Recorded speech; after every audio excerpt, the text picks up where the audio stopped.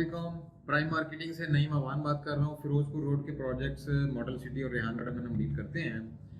आज बड़ी अच्छी ऑप्शन है। आपको घर बनाना है तो हमसे रब्ता करें। आपको लाहौर में कहीं भी घर पसंद आ गया है तो सिर्फ 20% आप देंगे, बाकी पैसे हम देंगे और हम आपको घर लेकर दे देंगे। लाहौर में किसी भी जगह आप जाके घर पसंद कर लें। ये जनाब आज की वीडियो का टॉपिक है। तो भाई इसके बारे में आपको ये बताना चाहते हैं कि खुदा के वास्ते इसके बारे में थोड़ा सा सोचें कि ये कैसे मुमकिन है। एक मिसाल है, मेरे पास एक क्लाइंट आ गया पिछले दिनों, तो वो कहते हैं जी मैंने ये वीडियो देखी है तो मुझे एक घर मिल रहा है। मैंने कहा जी कितने का मिल रहा है? कहते जी 1,60,00,000 का। मैं कहा बहुत अच्छी बात है। मैं कहा वो आपने कहाँ पसंद किया है? कहते जी हम वॉल्टन के पास रहते हैं, वहाँ पर पसंद कर लिया है। तो मैं कहा वहीं पर लेके देगा आपको? मैं कहा जी बिल्कुल, वो पार्टी कह रही है हम वहाँ पर लेकर देंगे, वो बिल्डर है कोई, वो कह रहे हैं। मैं कहा जी माशाल्लाह, चलें। मैं कहा इसको डिस्कस कर लेते हैं। 1,60,00,000 में से आप कितना देंगे? जी मैं 30 लाख दूंगा। ओके, तो मैं कहा बाकी इसका मतलब है कि वो 1,30,00,000 वो देगा।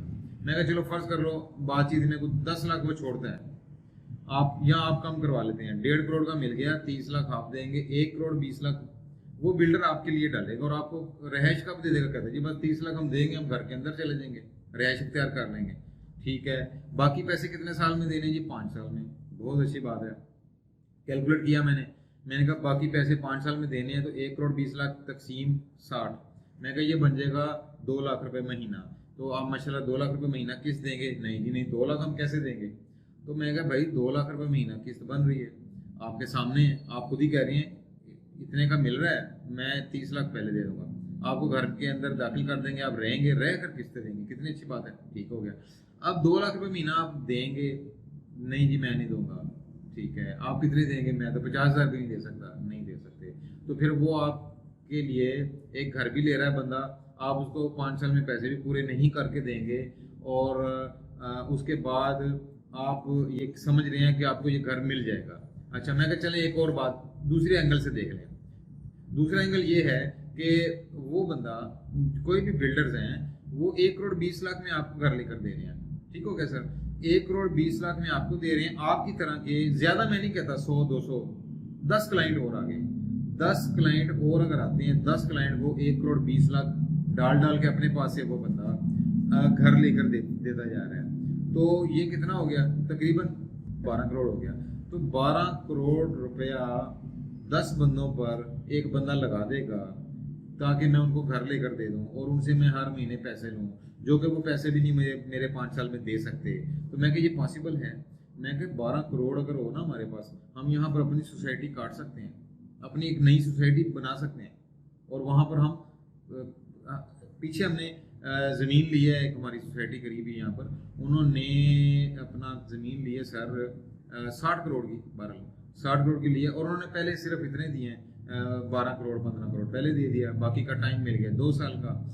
अब वो 2 साल में पैसे भी दे रहे हैं, प्लाट भी बेच रहे हैं और प्लाट कितने निकले हैं? तकरीबन 700 प्लाट अब वो सेल कर रहे हैं आराम से और जो पैसे इकट्ठे हो रहे हैं वो ज़मीन वाले को देते जा रहे हैं। ज़मीन उनकी सोसाइटी भी अपनी आ गई, सारा कुछ हो गया। तो 10-12 करोड़ में आपको इंडस्ट्रियल यूनिट लगा सकते हैं। ठीक है ना, एक नॉर्मल लेवल का आपको बहुत अच्छा बिजनेस शुरू कर। मैं या आप कह लें आपके पास 12 करोड़ हो या मेरे पास 12 करोड़ हो, तो मैं लोगों को 10 घर लेके दूंगा, 10 घर सिर्फ। उससे बेहतर नहीं है कि मैं ऐसी इंडस्ट्रियल यूनिट लगाऊं जहाँ पे 1000 लोगों का रोजगार चले।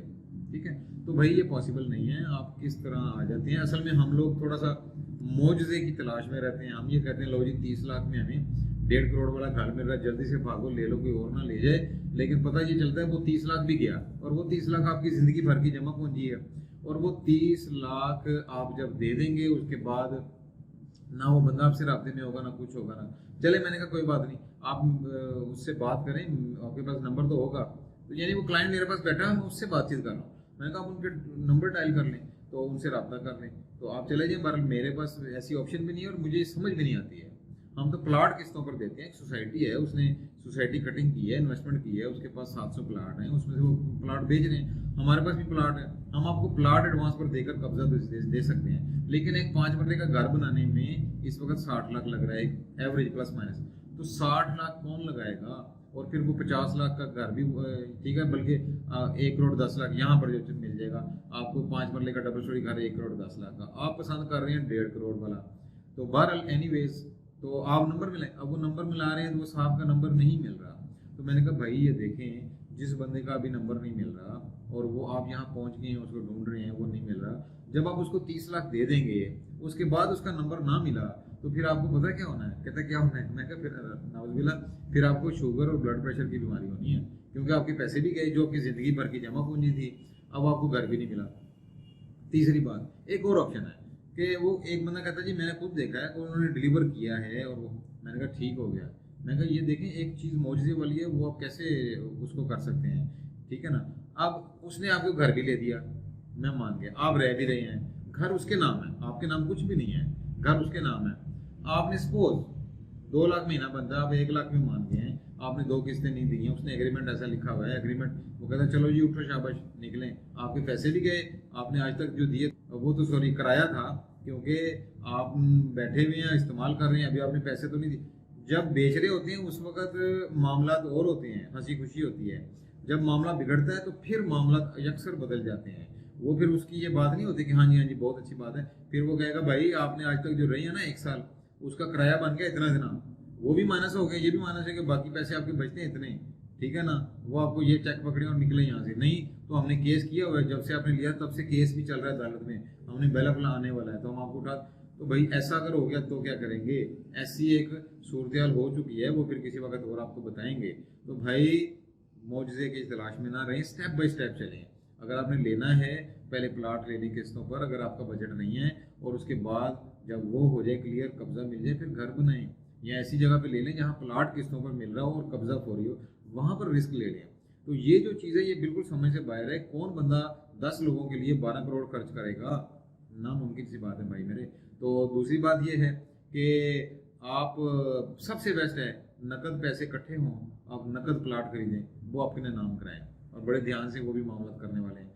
बाकी इंशाल्लाह ताला आप व्हाट्सएप पर रब्ता कर सकते हैं, हमारे पास जो प्लॉट हैं किस्तों पर उनको बुक कराने के लिए। ये एक मैं चाहता था कि एक बात आगाह करूं लोगों को कि भाई एकदम ना भागें, इस पर सोचें, ये मामला प्लस माइनस हो भी सकता है या नहीं हो सकता। बाकी अल्लाह ताला से खैर मांगें, इंशाल्लाह।